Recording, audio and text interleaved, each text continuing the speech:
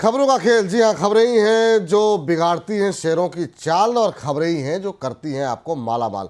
तो खबरों पर विशेष ध्यान देना आप लोगों के लिए काफ़ी आवश्यक है और एक एक करके तमाम उन खबरों को लेकर के आते हैं और हो सकता है ये तमाम शेयर आपके पोर्टफोलियो का हिस्सा भी हों। राइट्स पे बात कर लेते हैं। राइट्स पे आपको बता दें कि कंपनी ने एक एमओयू साइन किया है और नए करार के नए एमओयू साइन करने की वजह से आज हम देख रहे हैं कि काफ़ी अच्छी तेज़ी है। Central water and power research के साथ कंपनी ने ये एमओयू किया है। एमओयू किया है वाटर रिसोर्सेज, मरीन और इनलैंड वाटर इंफ्रा प्रोजेक्ट के लिए जो है कंपनी ने ये एमओयू साइन किया हुआ है। सर, राइट्स के ऊपर आपकी टिप्पणी जानना चाहेंगे। आज सुबह से ही एक अच्छा मोमेंटम बना हुआ है, बल्कि इनफैक्ट कल भी एक अच्छी तेज़ी थी। अभी 3.5% ऊपर 220-221 के आसपास राइट्स का शेयर ट्रेड करता हुआ। क्या ये स्तरों पर कैसा लग रहा है राइट्स का शेयर आपको? ये ऐसा लग रहा है कि शेयर एक बॉटम बनाने के एक बॉटम और एक बेस बनाने के चक्कर में है। पिछले 3-4 दिन का अगर आप प्राइस मूवमेंट देखें तो शेयर ने नया लो नहीं बनाया है और कहीं ना कहीं उसके ऊपर कंटिन्यूअसली ट्रेड कर रहा है।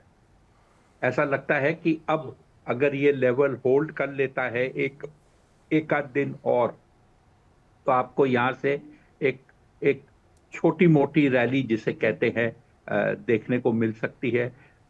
शब्द छोटी मोटी इसलिए करता हूं क्योंकि लोगों की एक्सपेक्टेशन रिकवरी के बाद बहुत ज्यादा बड़ा टर्न अराउंड की होती है। तो एक्सपेक्टेशन को थोड़ा मॉडरेट करके चलना चाहिए। ज्यादा हो जाए तो बहुत बढ़िया है, लेकिन एक्सपेक्टेशन ज्यादा रखकर न चले। एक्सपेक्टेशन ज़्यादा रख करके ना चलें, क्योंकि राइट्स का जिक्र हुआ है। तो सर, अभी रेलवे को लेकर के क्या व्यू है आपका? कोई टिप्पणी रहेगी आपकी?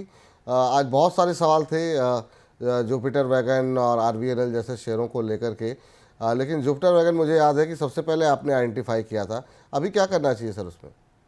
सर, ये सभी जो पैक है, ये मैन्युफैक्चरिंग कंपनियां हैं। इनके पास में धंधा है, फैक्ट्री चलती है और इनका कुछ उत्पादन होता है। वैल्यूएशन कुछ जो कहते हैं स्ट्रेच हो गए थे, जिसके कारण शेयर की पिटाई हो गई। जहां तक प्रदर्शन मैन्युफैक्चरिंग फ्रंट या परफॉर्मेंस फ्रंट का सवाल है, कहीं पर भी गिरावट नहीं देखने को मिली है। कंपनी का प्रदर्शन क्वार्टर ऑन क्वार्टर अच्छा हो रहा है, लेकिन अगर आप उसको फेयर वैल्यू से ज्यादा कीमत दो तो कहीं ना कहीं निराशा अवश्य होगी। इन सब शेयरों में आपको धीरे धीरे रिकवरी देखने को मिलेगी, लेकिन जब भी आपको लगे कि वैल्यूएशन ज्यादा है तो उस शेयर से निकल जाइए और कोई चीज में निवेश कर लीजिए। कंपनियां बहुत है भारतवर्ष में निवेश करने के लिए। ठीक है सर। चलिए, तो ये बात तो रही रेलवे को लेकर के, राइट्स को लेकर के। अब अगली कंपनी जरा स्क्रीन पर लेकर के आ जाइए और देखते हैं वहाँ पर क्या खबर निकल कर के आ रही है। और यहाँ पर जेबीएम ऑटो की बात कर लेते हैं। कल की तेज़ी के बाद शेयर में आज बड़े वॉल्यूम के साथ जो है बिकवाली देखने को मिल रही है, प्रॉफिट बुकिंग देखने को मिल रही है। कल कंपनी को एक बड़ा ऑर्डर मिला था, 1021 ई बसों के लिए करीब 5100 करोड़ रुपए का ऑर्डर मिला था। शेयर अपने 100, 150, 200 इन तीनों मूविंग एवरेजेस से ऊपर के नीचे जो है इस समय ट्रेड करता हुआ चल रहा है और आज अच्छी खासी पिटाई हुई है कल की तेज़ी के बाद। अभी जो है 4.5% नीचे जेबीएम ऑटो का शेयर। सर, अगर आप ट्रैक करते हो तो आपकी टिप्पणी जानना चाहेंगे। तकनीकी तौर पर शेयर में कोई खास दम नहीं दिखाई दे रहा है, ख़ास तौर से अगर हम 100, 200, 150 डीएमए पे देखें तो पिछले एक महीने में 19-20% का करेक्शन रहा, लेकिन कल एक बड़ा ऑर्डर मिला है। क्या इससे कोई ऊर्जा आएगी इसमें? तो देखिए, न्यूज फ्लो को लेकर शेयर में एक मूवमेंट आया था। काफी पिटाई हो चुकी थी, तो जिसे कहते हैं technical correction, pull back, news flow driven, ये सब चीज को लेकर एक पुल बैक आ गया। लेकिन क्योंकि ऑर्डर मिलना ये नहीं होता कि आपके बुक्स में प्रॉफिट आ गया, तो समय लगता है, उसे एग्जीक्यूट भी करना पड़ता है। और ये सबको देखते हुए ऐसा लगता है कि एक दिन की चांदनी जो थी वो पूरा हो गया है। अब शेयर वापस कंसोलिडेट करके एक बॉटम बनाकर धीरे धीरे ऊपर चलेगा, बट बहुत ज्यादा भाग जाएगा ऐसा नहीं लगता। हम्म, चलिए, तो ये बात तो रही जेबीएम ऑटो को लेकर के। अगली कंपनी जरा स्क्रीन पर लेकर के आते हैं और देखते हैं यहाँ पर खबर के चलते क्या एक्शन रिएक्शन हो रहा है। बीएससी के शेयर में लगातार दूसरे दिन हम देख रहे हैं कि तेज़ी है। गोल्डमैन सैक्स की तरफ से जो है खबर आई है, करीब 7.25 लाख शेयर जो है वो खरीदे गए हैं और 5504 रुपये पर शेयर के आधार पर जो है ये बाइंग हुई है। थोड़ा सा एक बार जरा आपको बता दें, आज अच्छा मोमेंटम बीएससी के शेयर में भी देखने को मिल रहा है, जिसमें कि गोल्डमैन सैक्स की तरफ से करीब 7.25 लाख शेयर खरीदे गए हैं और ये जो खरीदारी हुई है वो 5504 रुपये पर शेयर के भाव पर हुई है और 401 करोड़ रुपए इसमें निवेश किए गए। सर, बीएससी को लेकर क्या व्यू है आपका? बहुत सारे लोग सीडीएसएल, बीएससी, काफ़ी अच्छे पैसे बने भी हैं। अब लोग कह रहे हैं कि बाज़ार का मोमेंटम ऐसा है कि लोग नए अब डीमैट अकाउंट जिस तरीके से खोल रहे थे वो अब नहीं खोल रहे हैं और शायद अगर बाज़ार ऐसा ही कुछ दिन रहेगा तो फिर हो सकता है और ज़्यादा जो है वॉल्यूम पर भी असर देखने को मिले। आपकी टिप्पणी क्या होगी बीएससी पर? सर, 3 चीज कहना चाहता हूं विपुल जी। पहला, कि जहां तक वॉल्यूम का सवाल है, ट्रेडेड वॉल्यूम जो एक्सचेंज पर होता है उसमें लगभग एनएससी में 11 गुना वॉल्यूम है बीएससी के बनिस्पत। तो अगर मान लीजिए ट्रेडिंग वॉल्यूम घटता है, अगर 100 रुपए से घटता है तो 9 से 10 रुपए का वॉल्यूम बीएससी में होता है, बाकी 90 रुपए का वो वॉल्यूम होता है एनएससी में। तो साफ जाहिर है सिर्फ वॉल्यूम को लेकर ये तेजी बीएससी और एनएससी में देखने को नहीं मिल रही। एनएससी शेयर फिलहाल लिस्टेड नहीं है, लेकिन एक रिपोर्ट आई थी जिसने ये कहा कि एनएससी के अनलिस्टेड मार्केट में जो वैल्यूएशन है वो काफी ऊंचे और नए स्तर पर पहुंच चुके हैं। आगे जाकर उम्मीद ये जताई जा रही है कि जिस हिसाब से भारतवर्ष में मार्केट मैच्योर हो रहा है, गांव-गांव, छोटे शहर में भी लोग बाजार में आकर आकर्षित होकर निवेश करना शुरू किया है, तो इस मार्केट में वॉल्यूम आगे जाकर लगातार बढ़त देखने को मिलेगी, जिसके कारण एक्सचेंज की कमाई, प्रॉफिटेबिलिटी सब बढ़ेगी। आपके व्यूअर्स को एक चीज खास करके ध्यान दिलाना चाहता हूं कि एक्सचेंज के अंदर में कोई सीमा नहीं है कैपेसिटी ऑफ वॉल्यूम की। अगर इन्हें बढ़ाना भी है ट्रेड हैंडल करने की कैपेसिटी को, तो कुछ कंप्यूटर ऐड करने से वो क्वांटिटी बढ़ जाती है और जितने ट्रांजैक्शन होते हैं वैल्यू बेस्ड इसके ऊपर उनकी फीस की कमाई होती है। तो प्रॉफिटेबिलिटी काफी हद तक, जिसे कहते हैं एक प्लान्ड प्रॉफिट है, इतना टर्नओवर बढ़ा, इतना प्रॉफिट बढ़ा। इसी के साथ आपने बात की सीडीएसएल की, तो जहां तक सीडीएसएल और अनलिस्टेड एनएसडीएल की बात आप करें तो सीडीएसएल के पास number of demat accounts NSDL से बहुत ज्यादा है। तो एक्सचेंज में एनएससी आगे है बीएससी के कंपैरिजन में, लेकिन लिस्टेड न होने के कारण बीएससी में उसका इम्पैक्ट ज्यादा होता है। लेकिन डीमैट के हिसाब से, डिपॉजिटरी के हिसाब से सीडीएसएल का प्रदर्शन ज्यादा अच्छा है और वहां पर भी एनएसडीएल लिस्टेड नहीं है। तो ये पूरे के पूरे स्पेस में एक अच्छी खासी मूवमेंट हो रही है और इन शेयरों में आप निवेशित रहें, आगे जाकर भी आपको फायदा मिलेगा। ठीक सर, तो ये राय जो है बीएससी को लेकर के, सीडीएसएल को लेकर के निकल करके आ रही है। अगली कंपनी स्क्रीन पर लेकर के आ जाइए और जरा वहाँ पर खबर है उसको भी दिखा दें। इरेडा, बहुत लोगों के सवाल भी आते हैं। 1 मार्च से आपको बता दें कि अब ये एफ&ओ में शामिल हो रहा है। 1 मार्च का, बल्कि मार्च सीरीज़ के अंदर जो है ये अब शामिल हो जाएगा। और इसके अलावा खबर यहाँ पर ये है कि कंपनी जो इरेडा की जो सब्सिडरी कंपनी है उसने अपना रजिस्ट्रेशन गिफ्ट सिटी के अंदर करवाया है और ये कंपनी अब जो है इरेडा जो है वो मार्च सीरीज़ में जो है वायदा कारोबार में भी आएगी। फाइनेंस कंपनी का रजिस्ट्रेशन कराया गया है। गिफ्ट सिटी में फाइनेंस कंपनी के तौर पर शुरुआती रजिस्ट्रेशन करा दिया गया है और IREDA global green energy finance के नाम पर ये कंपनी होगी। तो सर, इरेडा पे आपकी राय जानना चाहेंगे। 2 दिन में रिकवरी है काफ़ी अच्छी। अब ये वायदा बाज़ार में भी ट्रेड करेगी मार्च सीरीज़ से। तो एक तो इरेडा पे आपकी टिप्पणी, और मार्च सीरीज़ से टाटा टेक की भी एंट्री हो रही है, तो अगर इरिडा के साथ आप टाटा टेक भी सम्मिलित कर लें अपनी टिप्पणी में तो और भी अच्छा रहेगा। आपकी इन दोनों पे क्या टिप्पणी रहेगी सर? विपुल जी, पहले इरिडा की बात करते हैं। जी जी। बहुत अच्छा हुआ है, ये गिफ्ट सिटी में प्रवेश कर रहा है।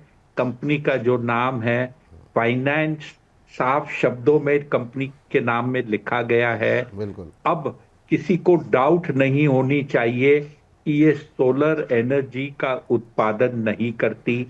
ये सोलर एनर्जी और उससे संबंधित जो एक्टिविटी होती है उसको फाइनेंस करती है, जिससे कि ऊर्जा जनरेट हो सकता है। फाइनेंस कंपनी की वैल्यूएशन फाइनेंस कंपनी के तहत ही होनी चाहिए। और जो 32 से 320 इरेडा का भाव हुआ था, वो मार्केट का यूफोरिया, मार्केट में एक एबरेशन, और जो कहते हैं निवेशक जो कुछ हद तक पागल हो गए थे, उसी के कारण ये शेयर की वैल्यू हुई थी। आपके आपके शो के ऊपर मुझे याद है, जब 320 से गिरकर ये शेयर 200 हुआ था, तो कई लोगों ने इसमें वापस निवेश किया था, ये सोचकर कि भाई 200 में शेयर हम खरीद रहे हैं, 320 हुआ है वो पहला टारगेट, ब्रेकआउट होगा तो वहां से 20% और बढ़ेगा, तो हमको 200 वाला 400 में बिकेगा। तब भी मैंने लोगों को कहा था कि ये फाइनेंस कंपनी है, इसको कैलकुलेशन फाइनेंस कंपनी के हिसाब से प्राइस टू बुक कीजिए। अब आ जाते हैं इसकी वैल्यूएशन। आज भी इरिडा की वैल्यूएशन सस्ती नहीं है, फाइनेंस कंपनी के हिसाब से महंगी है।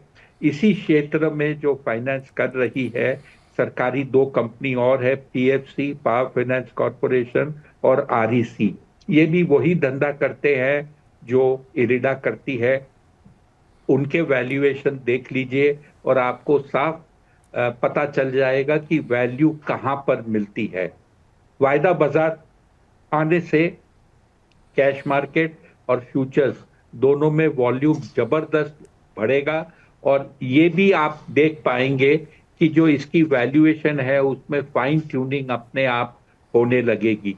तो मेरे ख्याल से निवेश के हिसाब से, इसमें लॉन्ग टर्म निवेश के हिसाब से या मीडियम टर्म निवेश के हिसाब से ये शेयर बेस्ट इन्वेस्टमेंट नहीं है। लेकिन क्योंकि ये वायदा बाजार में शामिल हो रहा है, जी। इसके अंदर में वोलेटिलिटी बहुत ज्यादा बढ़ जाएगी। आपने दूसरी कंपनी की बात की, टाटा टेक्नोलॉजी, 500 रुपए में इश्यू आया था और ऊपर में ये मेरे ख्याल से पहले दिन या उसी के अगले दिन में 1400 पे बिका, और उसके बाद 1000 रुपए के नीचे ट्रेड करता हुआ दिखा। कंपनी का प्रदर्शन कहीं पर भी खराब नहीं है, निराशाजनक नहीं है, लेकिन जब लोगों की उम्मीद और उनका यूफोरिया जी। जब ज्यादा हो जाता है तो इरेशनल एक्सुबरेंस और भाव देखने को मिलते हैं। 1000 रुपए 1400 का भाव उस समय भी सही नहीं था, आज भी हो जाएगा वो संभव नहीं है। 3-4 साल आगे का भाव, आज आप उस टाइप के भाव में क्यों निवेश करें, मुझे नहीं समझ में आता। ये जरूर है, ये जो मौजूदा भाव है यहाँ पर छोटी छोटी एसआईपी के जरिए आप कुछ माल या कुछ शेयर खरीद सकते हैं। एफ&ओ में आने के बाद में इसमें एक्टिविटी बढ़ेगी, वोलेटिलिटी भी बढ़ेगी। स्टॉप लॉस रखकर कामकाज कीजिए, कुछ पैसा बनने की संभावना है। कुछ पैसा बनने की संभावनाएं हैं, ये सलाह यहाँ पर निकल करके आ रही है।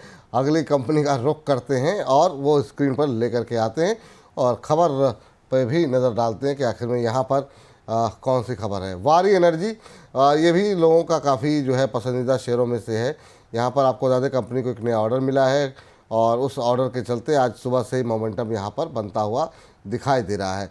सोलर मॉड्यूल सप्लाई के लिए कंपनी को एक ऑर्डर मिला हुआ है और ये ऑर्डर मिला हुआ है कंपनी को खाबा रिन्यूएबल एनर्जी से 362.5 मेगावाट के जो सोलर उपकरण है वो सप्लाई करेंगे। उसके लिए सर कैसे देख रहे हैं वारी को?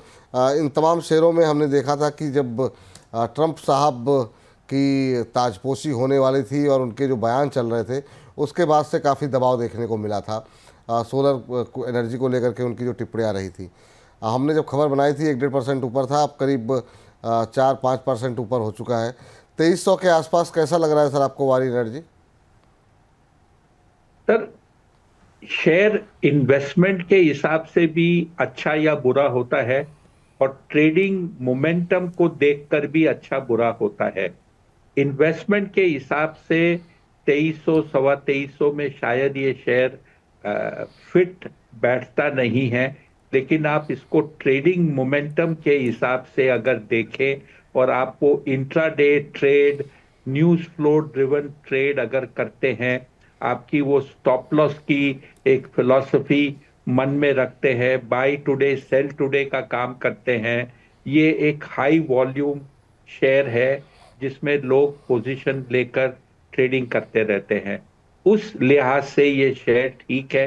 लेकिन मौजूदा जो सोलर पैनल बनाने की प्रतिक्रिया देश में चल रही है, जिसमें कि चाइना से इंपोर्ट करके और विश्व में सप्लाई करने में तकलीफ हो रही है, अमेरिका चाइनीज कंपोनेंट की इंपोर्ट बिल्कुल भी अलाउ नहीं करती, ये सबको देखते हुए इन्वेस्टमेंट पोर्टफोलियो वारी में क्वालिफाई नहीं करता। अच्छा, ठीक है सर। तो ये फिलहाल के लिए राय वारी एनर्जीज को लेकर के निकल के आ रही है, और अब इसी के साथ इस हमारे विशेष सेगमेंट खबरों के खेल को करते हैं यहीं पर समाप्त।